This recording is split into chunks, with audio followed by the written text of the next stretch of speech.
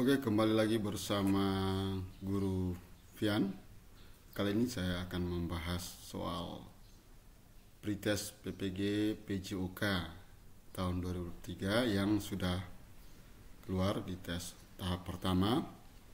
Namun sebelum teman-teman menonton video ini, jangan lupa like, komen, dan subscribe sehingga teman-teman bisa mengetahui video-video saya selanjutnya. Oke, kita langsung ke nomor 1.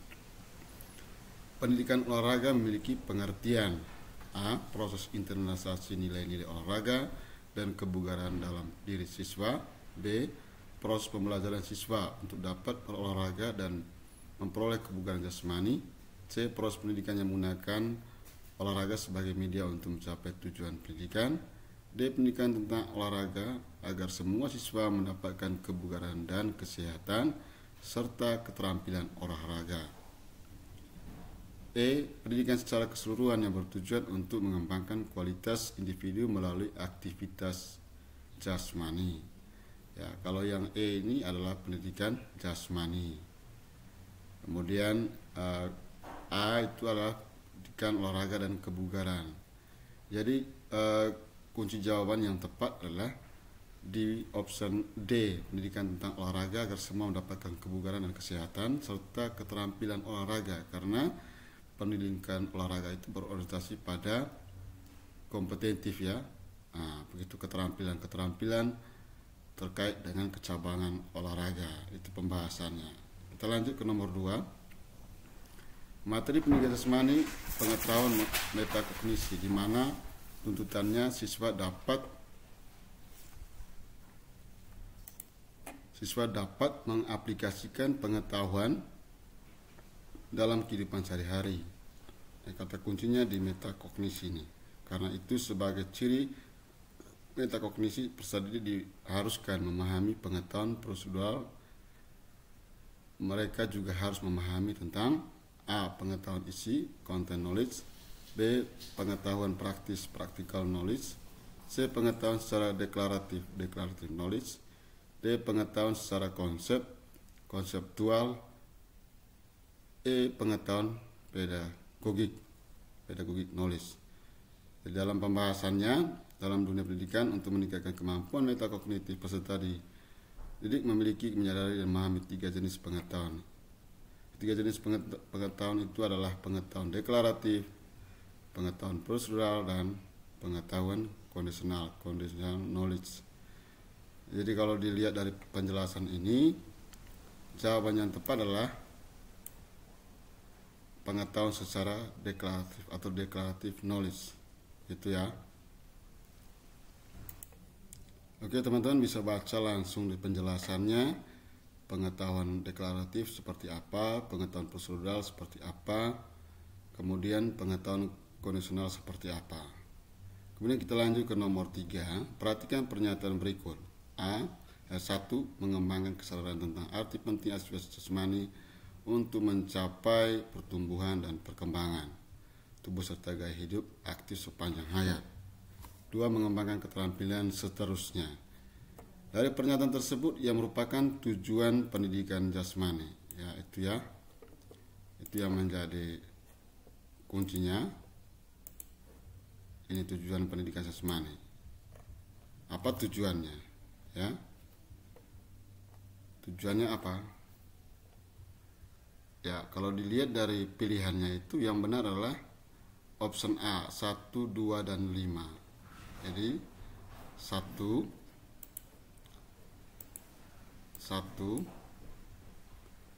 2, dan 5. Ya. Itu pilihan yang tepatnya. Oke. Lanjut ke nomor 4. Servis pada permainan bulu tangkis nomor ganda putra dinyatakan masuk jika A. Shuttlecock bergulir di atas bibir net jatuh di atas daerah serang. B. Shuttlecock melampaui net jatuh di atas garis paling belakang. C. Shuttlecock melampaui atas net jatuh di atas garis samping keluar. D. Shuttlecock melampaui atas net lurus ke daerah lawan. C. Shuttlecock bergulir di atas bibir net lurus ke daerah lawan. Ini jawaban yang tepat adalah D, ya. Kemudian nomor 5, posisi badan saat renang gaya bebas. A. Melengkung ke atas. B. Melengkung ke bawah. C. Tegak lurus terhadap permukaan air. D. Membungkuk. E. Sedatar mungkin di permukaan air. Jawaban yang tepat adalah D. Sedatar mungkin dengan permukaan air. Oke, lanjut. Nomor 5. Pernyataan yang benar mengenai persyaratan agar penyerang tidak terjebak offside. Ya, agar penyerang tidak terjebak offside. Ya, ini kata kuncinya di sini. Ya, A. Pemain bertahan berada di jauh di depan kotak penalti yang harus dijaga sebelum bola diumpan. B. Pemain bertahan ya dan menyerang sama-sama di garis gawang lawan sebelum bola diumpan. C. Pemain penyerang dan seterusnya. Jadi pengertian offside itu ya pemain mendahului bola ya, dimana pemain bertahan sudah di luar, misalnya katakanlah di luar kotak penalti, kemudian pemain penyerang ini sudah masuk di area pertahanan pemain bertahan dan belum mendapatkan bola, dan dia sudah dalam posisi offside ketika bola diumpan ke pemain penyerang, tapi sebelumnya dia sudah berada dalam posisi offside. Tetapi jika masih sama-sama berada dekat garis gawang dengan antara pemain penyerang dan pemain bertahan, itu belum dikatakan offside, maka itu salah satu supaya jangan terjebak dalam offside. Oke, kita lanjut. Nomor 7. Untuk mendapatkan pantulan bola tenis meja yang arahnya sama, maka prinsip pantulan yang harus dilakukan A. Melakukan pantulan tanpa harus memperhatikan sudut pantul dan sudut datang. B. Melakukan pantulan yang dapat memperhatikan kemiringan benda yang akan dipantulkan. C. Melakukan pantulan dengan bidang yang datar. D. Melakukan pantulan dengan memperhatikan sudut pantul sama dengan sudut datang. E. Pantulan kemana saja sehingga bola mudah diterima. Jawaban yang tepat adalah di option D ya, melakukan pantulan dengan memperhatikan sudut pantul sama dengan sudut datang. Kita lanjut. Manakah pernyataan di bawah ini yang merupakan rangkaian gerak senam lantai terberat yang dilakukan pendidikan SMA kelas 9? Ya, kita bisa lihat di modul ajar atau bisa juga di kompetensi dasar. Ya. A. Guling depan, guling belakang, guling lenting. Itu mudah. Guling depan, guling belakang, dan guling lenting. Ya. Ini ada perubahan ya. Oke. C. Round and off, guling depan dan guling belakang. D. Guling depan, guling belakang dan salto. E. Handstand, guling depan dan guling belakang. Ya, kita bisa lihat di sini. Ya, jawaban yang tepat sebenarnya adalah di option D, guling depan, guling belakang dan salto, karena itu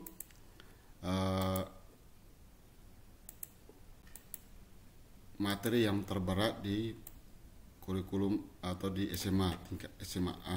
Sorry yang ini ya, guling depan, guling belakang dan salto, itu materi di SMA. Kemudian kita lanjut ke 9, nomor 9. Posisi terlentang, kedua lutut kaki ditekuk kedua tangan di samping telinga, angkat pinggang ke atas hingga tubuh melenting bersamaan, kedua tangan dan kedua kaki diluruskan hingga tubuh bertumbuh pada kedua telapak tangan dan kedua kaki pada pandangan ke arah ujung jari. Ya. A. Lenting punggung. B. Lenting tangan. C. Kelentukan pinggang. D. Kayang. E. Kekuatan lengan. Jadi jawaban yang tepat adalah kayang. Oke.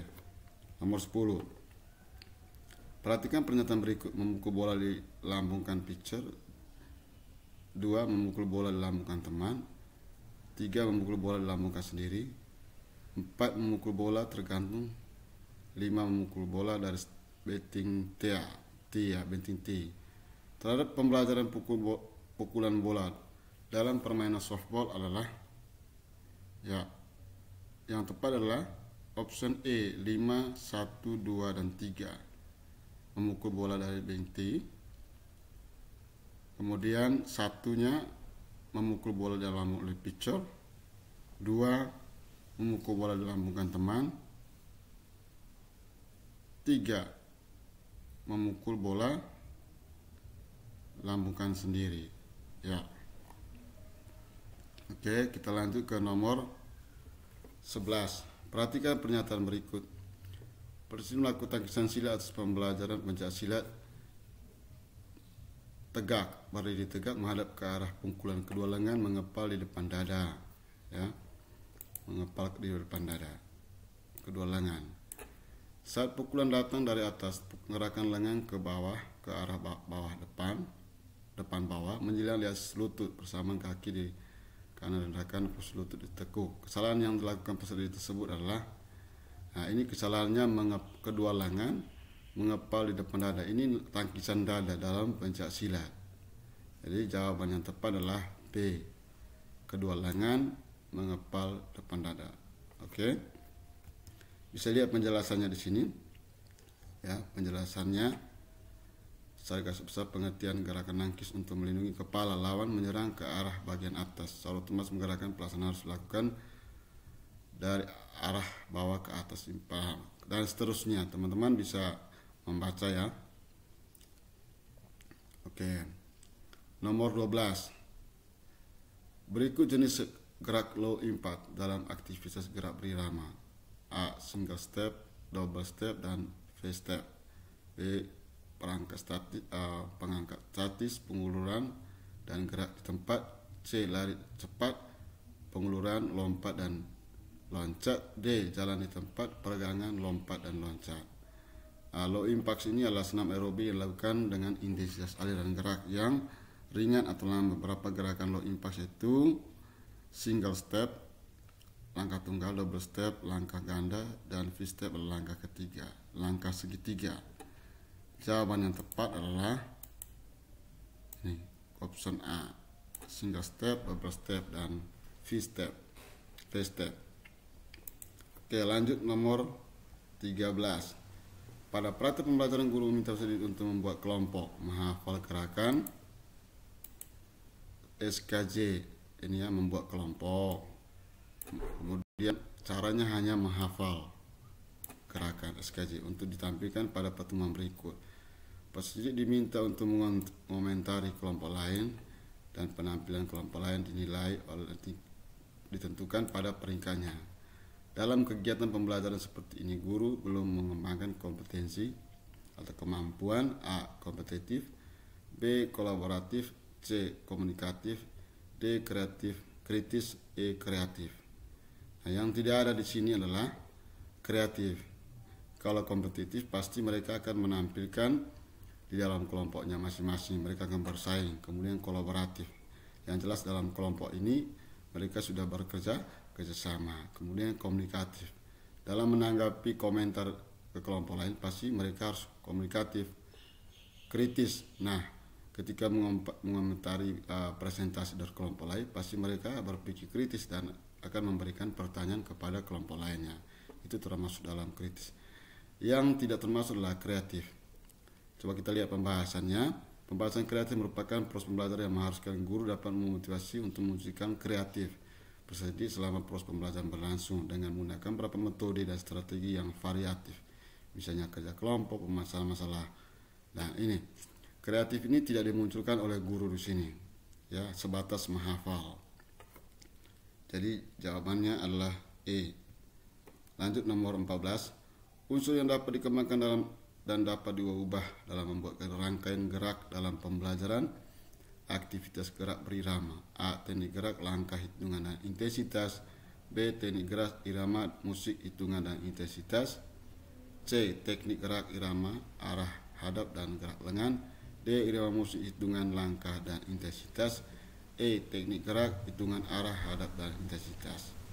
Kalau dilihat dari sini yang bisa dikembangkan, kata kuncinya di sini ya, dikembangkan dan dapat diubah-ubah.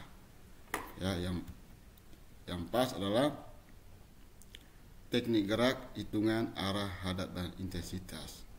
Lanjut nomor 15. Sebelum lanjut teman-teman, mohon dukungan untuk channel ini. Jangan lupa like, komen, dan subscribe.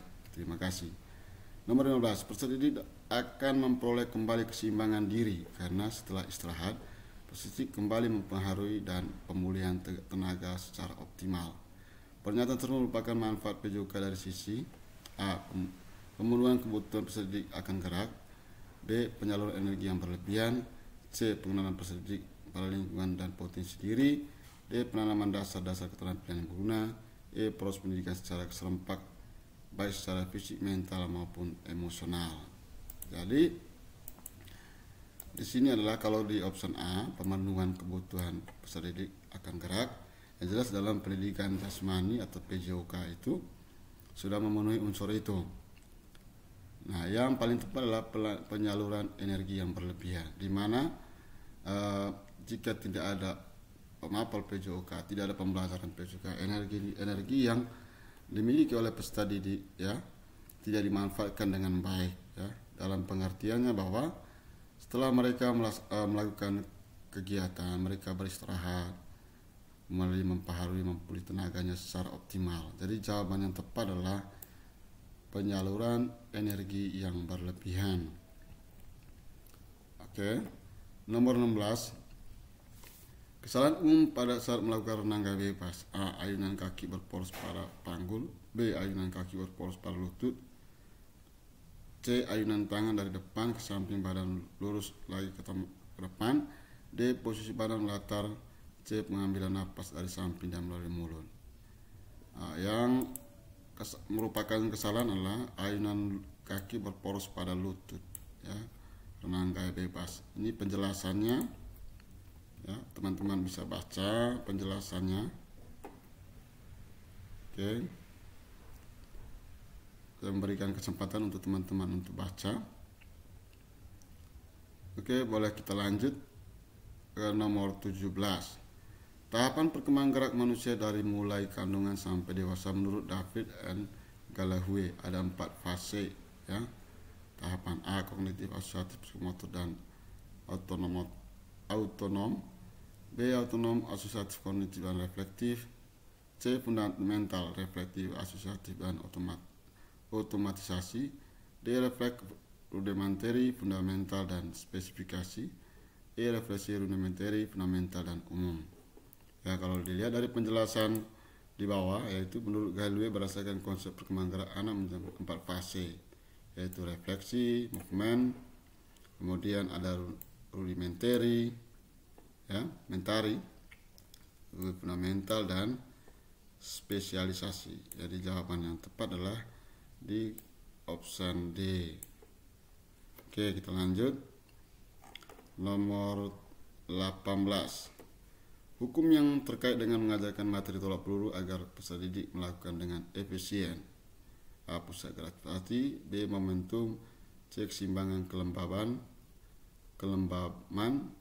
E. Aksi reaksi. Jawaban yang tepat adalah aksi reaksi ya. Oke, ya, ketika benda itu tidak digerakkan maka benda akan tetap diam, tapi ketika benda itu digerakkan maka benda akan melaju sesuai dengan tekanan dari gerakan tersebut. Itu dalam tolak peluru seperti itu. Oke, kita lanjut. Nomor 19. Frekuensi gerakan kaki pada renang gaya bebas adalah ya, 2 tendangan kaki, 6. B. 6 kali tendangan kaki lutut untuk 2 kali putaran. 6 kali tendangan kaki untuk 4 kali putaran. 6 kali tendangan kaki untuk 3 kali putaran. 2 kali tendangan kaki untuk 5 putaran dengan lengan. Jawaban yang tepat adalah di B ya. B. 6 kali tendangan kaki untuk 2 kali putaran lengan. Oke, lanjut. 20. Pernyataan berikut ini yang terkait dengan tujuan aktivitas kebugaran jasmani dari sudut pandang kesehatan. Dari sudut pandang kesehatan, A. Agar tetap sehat maka peserta didik harus berusaha memelihara kebugaran. B. Makan makanan bergizi dapat memelihara kebugaran. C. Menjaga kebersihan diri dan lingkungan untuk tetap sehat. B. Berlatih rutin kemudian dapat menjaga kesehatan fisik tubuh akan meningkatkan. ini jawaban yang tepat adalah D. Pembahasan manfaat keluarga bagi kesehatan secara umumnya untuk meningkatkan dan mempertahankan kebugaran sekaligus menjaga kesehatan mental seseorang, kesehatan seorang. Manfaat ini tentunya dapat mendukung setiap aktivitas yang dapat dilakukan setiap hari sehingga tubuh tidak mudah lelah dan cerah. Baik teman-teman, demikian 20 nomor soal. Semoga bermanfaat dan selamat berjuang untuk teman-teman yang mengikuti PPG seleksi pretest tahun 2023. Nantikan video selanjutnya pada soal 21 hingga dan seterusnya. Terima kasih, saya Guru Fian. Semoga sukses.